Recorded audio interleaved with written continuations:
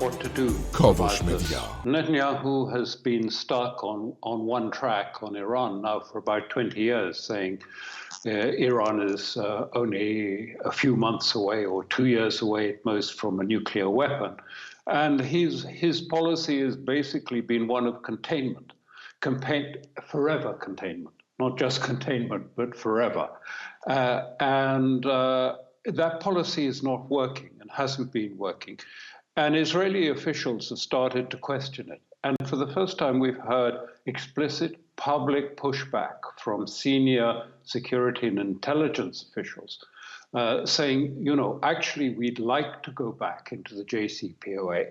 And what's more, we want to go back, and we suggest we go back without adding anything to it. No questions of including missiles or other aspects into the negotiations, i.e. vanilla JCPOA. We want to go back to that. Israel was safer at that time than it is now. And these are senior officials, former heads of Mossad and others, talking about it. And I think it reflects something actually more substantial that's taken place in Iran. And that is that, we've been talking all the time about the nuclear issue being the real issue. But actually, for Israel, it's suddenly transformed because actually it's not the big one out there that's been the main issue. It's all the small ones, the little ones, the smart cruise missiles, the swarm drones stretching from Yemen through Iraq, Iran, Syria, and even to a certain extent into Gaza. This is much more of a real threat and a real deterrence to Israel. Those missiles are hugely accurate. The swarm drones are very effective. We saw that in the attack on Aramco last year, where missiles were precisely sighted into their targets. And so this is a different level of deterrence.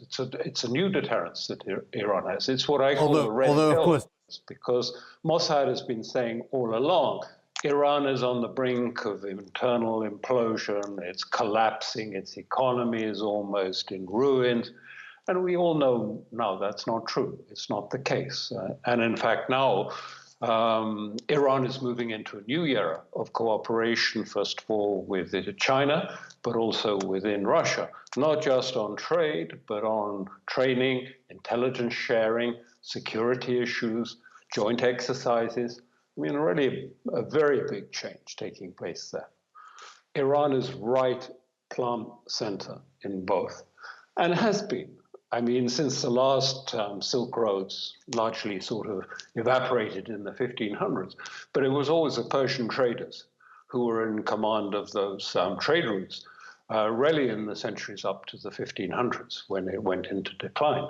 So, I mean, they're really crucial to China, crucial to Russia, not only in trade, but in security terms. And of course, China is expecting to have the return, which is going to be Iranian oil. That's what it wants, security of energy. آنچه در مورد ما میگویند